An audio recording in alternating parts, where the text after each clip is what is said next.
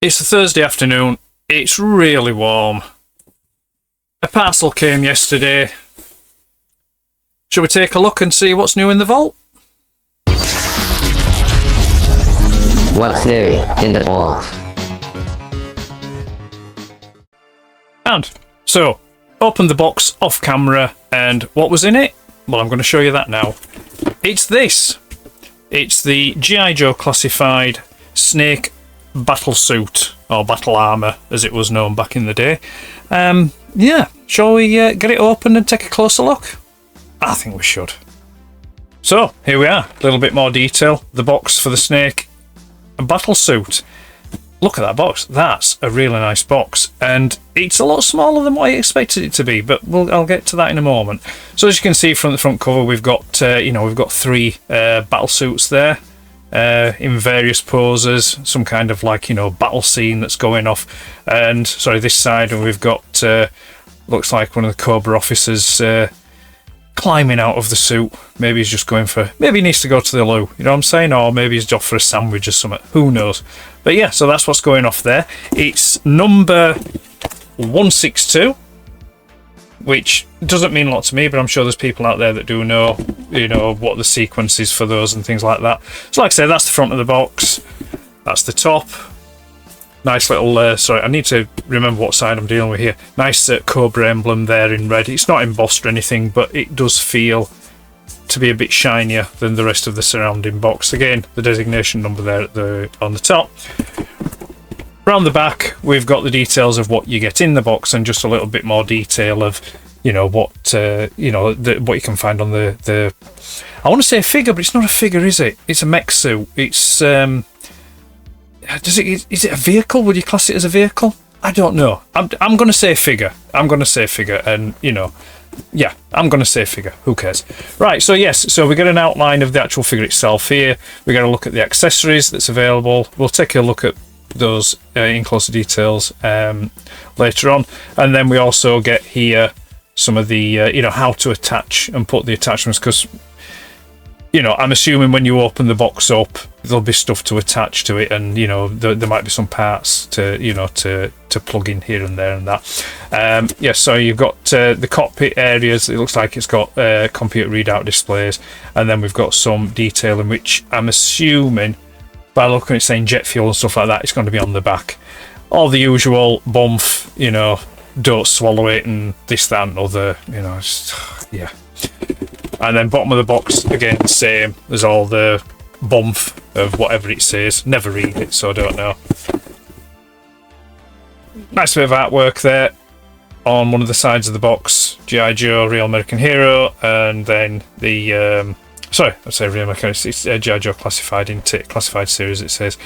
Designation number 162, and then on the other side, again, it's just like some tactical readout, and then it's got like a QR code that you can scan, which may give you information or what, I don't know, or it may take you to some instructions if there's none included in the box here. So there we go, that's the box. I do like it. It's a nice box, it looks well, but you want to see the figure, don't you? So let's take a look at the figure then, shall we? Okay, I'm going to start with accessories as they come out of the box, and then we'll get to the main figures. Well, it'll be clear when you see. So what we get is this, which is the front panel, which comprises, it makes up the door basically, so it's like an access door, and that'll attach to the front, and then it's got this nice computer readout display there, and then some grab rails and things, so I'm assuming the pilot can climb up into the cockpit area. So that's that. Put that over there. Yeah, put it over there. We've then got, this looks like some kind of exhaust port, or maybe it's the jet packs and things like that. This goes onto the back of the figure, and again, yeah, so it just plugs in using these sections here onto one side.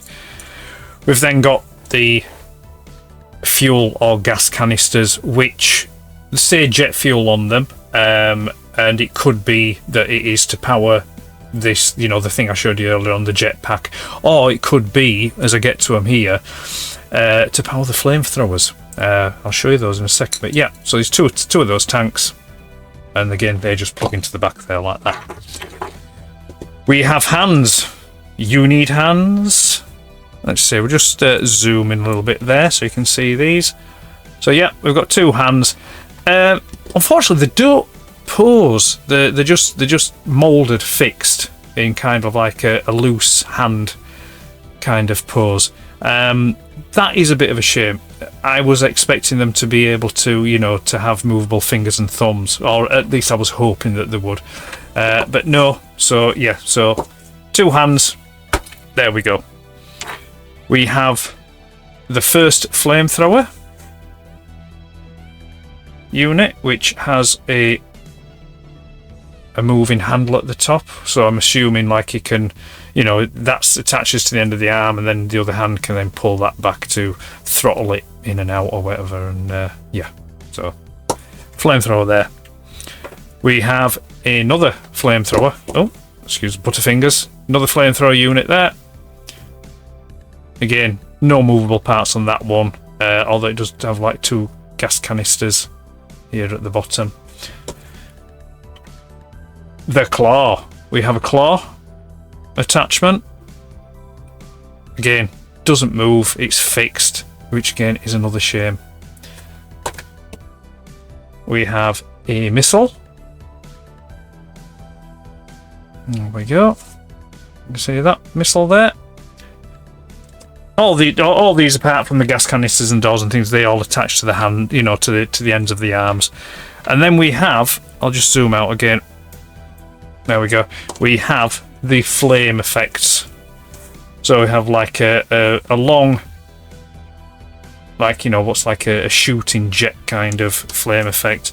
We then have like more of a ball flame effect.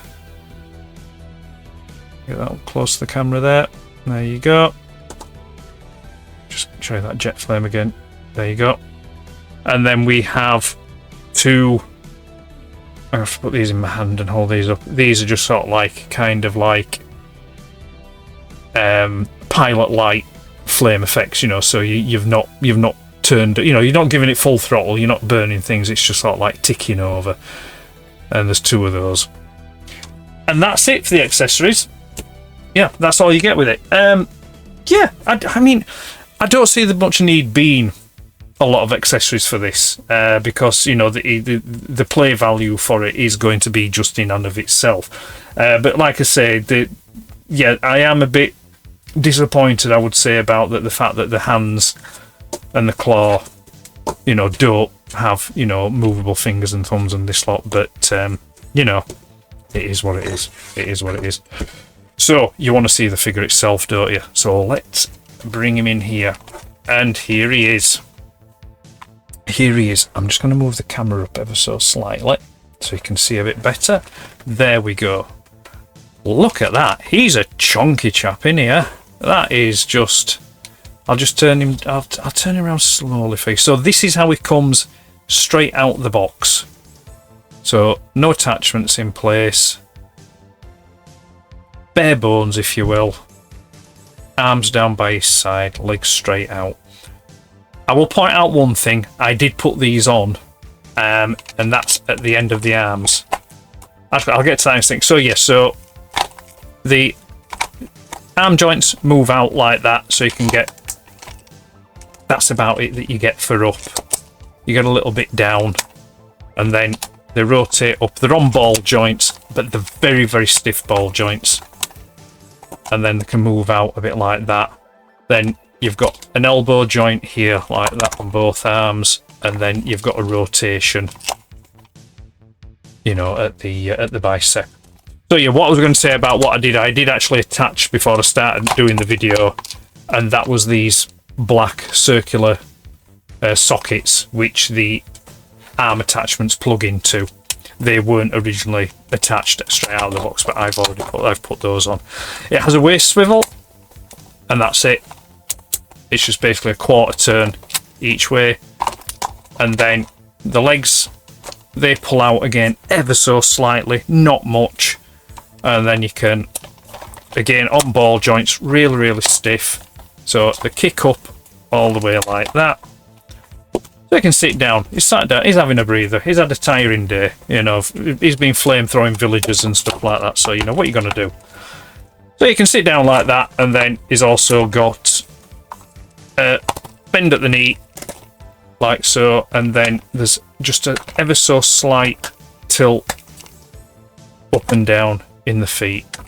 That's it. That's it. That's all you're getting for articulation on this big chap.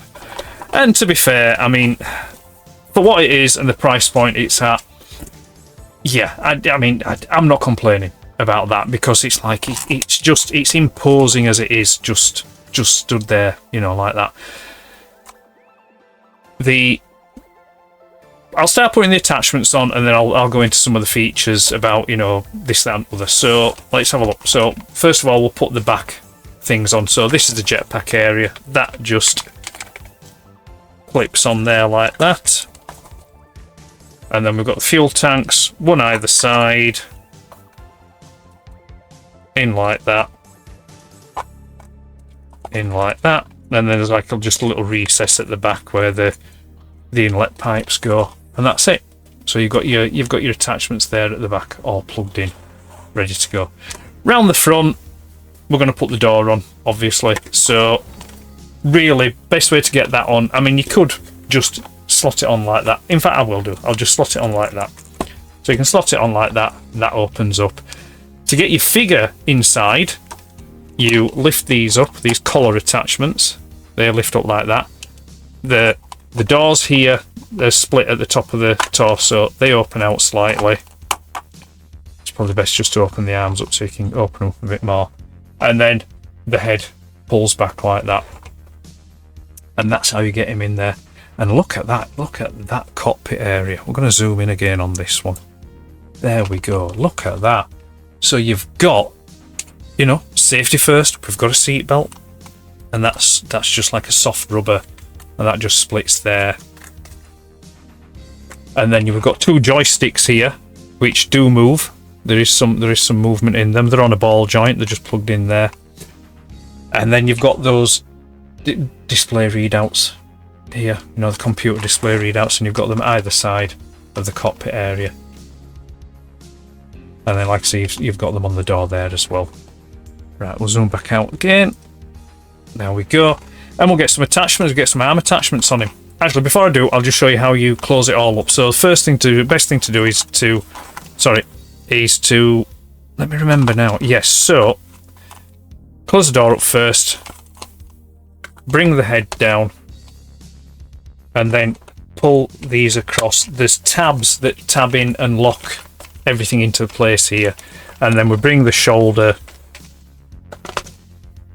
collar, the collar things down, and they tab into small holes at the front of the chest there, and that locks and closes it all up like that. And there he is. Look at that. He's just, yeah, he's ready for battle. It does look nice, does that? I do like that. Right, arm attachments. So we'll go for the hands first. So pull that up, we'll put a hand in again. They just slot in like that, and that's it. Couldn't be any simpler. Slot the hands in, and that's it. That's all you do. And the same, it's the same for the other accessories. You pull them out, and you can go for flamethrower accessory there, and we'll put his claw on his other hand. There we go. There's a claw and a flamethrower, and then that's where then you can use your flamethrower, you know, flame attachments, which just slot into the end of the nozzle here, like that. Obviously, flame noise effects are optional. Yeah, so he's got that one, and then we can pop the other one in. They're a little bit stiff to get in, but you know, you want them like that because then they'll stay in. You don't want them to keep dropping out. And then you've got your like little pilot flame attachment, which you can put in there. Come on, in you go. There we go, like that. And that's it. So that's it for that flamethrower unit. And then you've got the other one, which has got like the tanks on it. And again, yeah, it's just pretty much the same. It's just a bit more slender, and you can put the flame attachments on that as well. There we go. And then last attachment is the missile, which fits on like that. And that's it. That's it for your attachments and your accessories. So you can have him in any number of variations that you want, depending on the mission you're going to send him on. And that's great. Yeah, I mean, me personally, I like a hand. You've got to have a hand, or else, you know, what you're going to do. I like the hand, and I like the big, chunky flamethrower. That's what's... that's my jam on this figure. That wasn't meant to happen. But it did. Because I tried moving the arms with those really stiff ball joints. Let's try that again, shall we? Let's get these attachments on, like so. And we'll move his arms up, like that. There we go. He's all ready to go. Now, what we will do is, I'll just bring this off from the side. We have our Cobra officer, who is going to be our pilot for today's excursion. So how do we get him in there? Well, it's really easy, to be fair. Again, it's just a reversal. Just pull these neck collar things up, open the chest side panels, head up, door down. There we go. And then you've got your access to the chair, and it's just basically a case of bending the knees on those lovely double jointed knees, like so. Finger his arms like that, and then he just basically sits in. Oh, apologise for the knocking of the microphone there.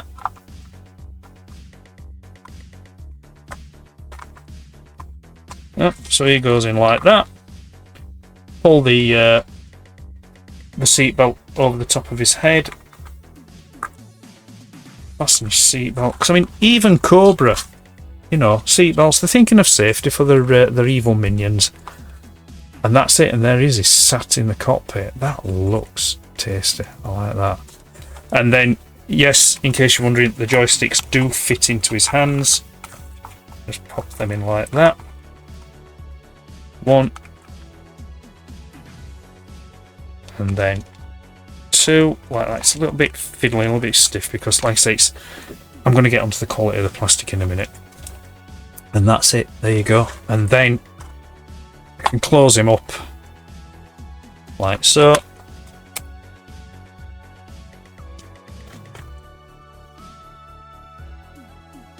Where is it? I can't see. Nope, there it is. Right, there we go, I've got it in. And that's it, he's ready to go. Ready to go, ready to cause some mayhem. And that's, yeah, that's the features. That's how the figure goes in, and the accessories. Right, plastic quality. Yeah, I like it. It's a good quality plastic. It's not a brittle plastic. It feels kind of like a really... It's almost kind of a...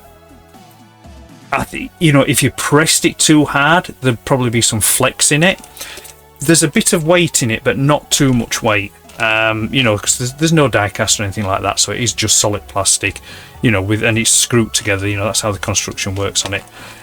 There is, like I said, the ball joints are here on the shoulder, and then there's also a ratchet joint, but you can't get much movement out of it.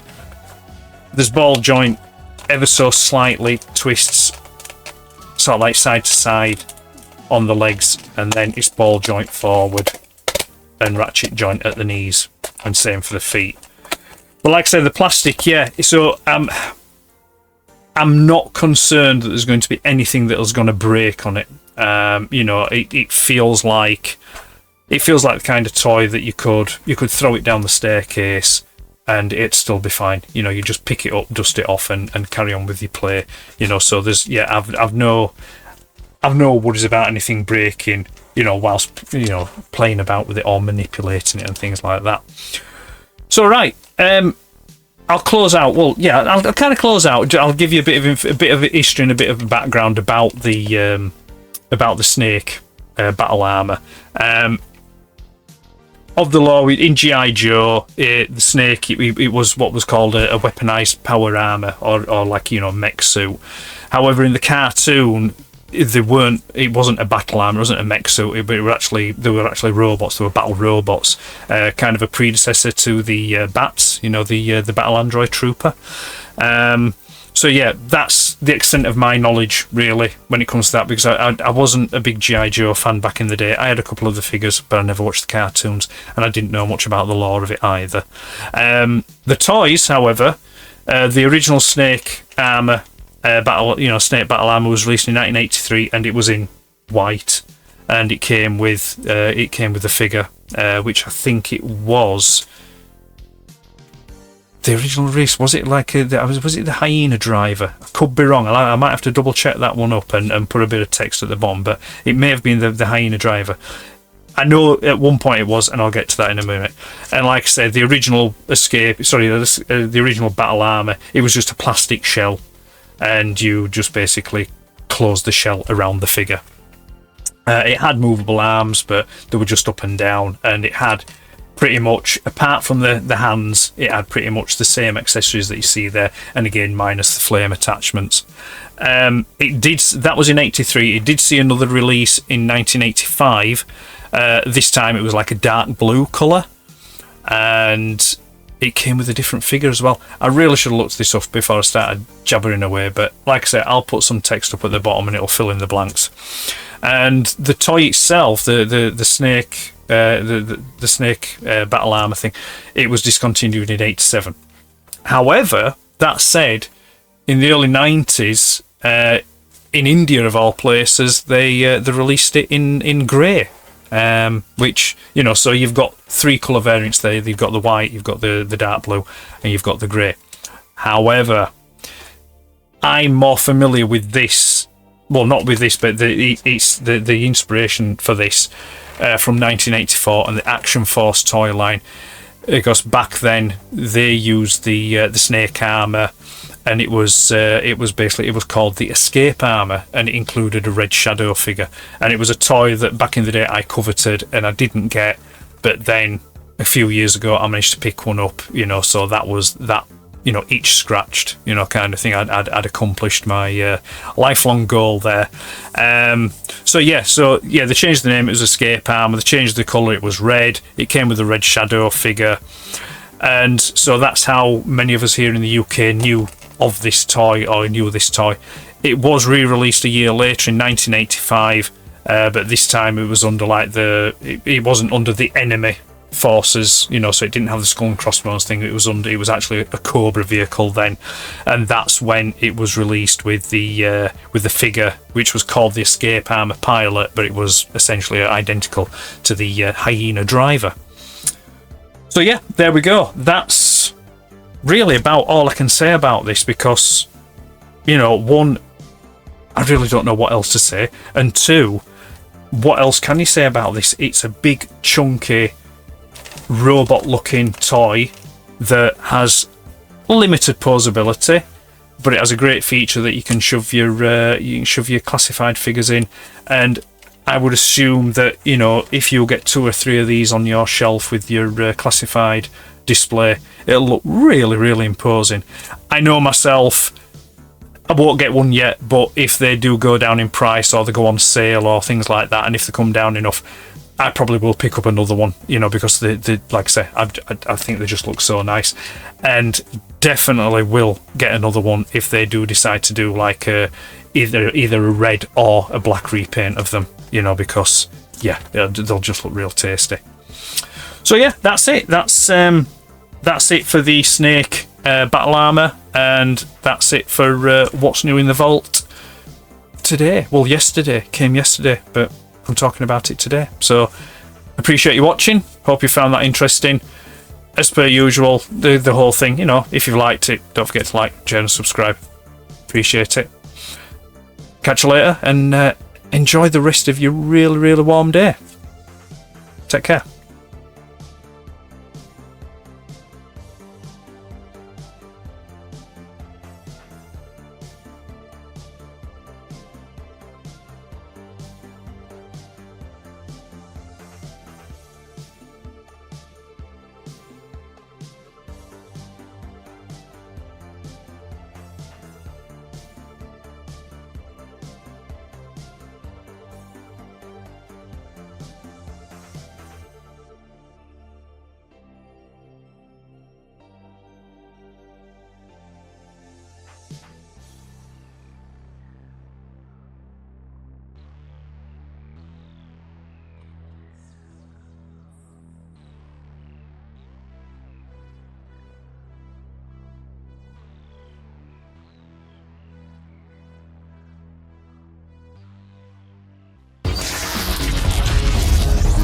False. If I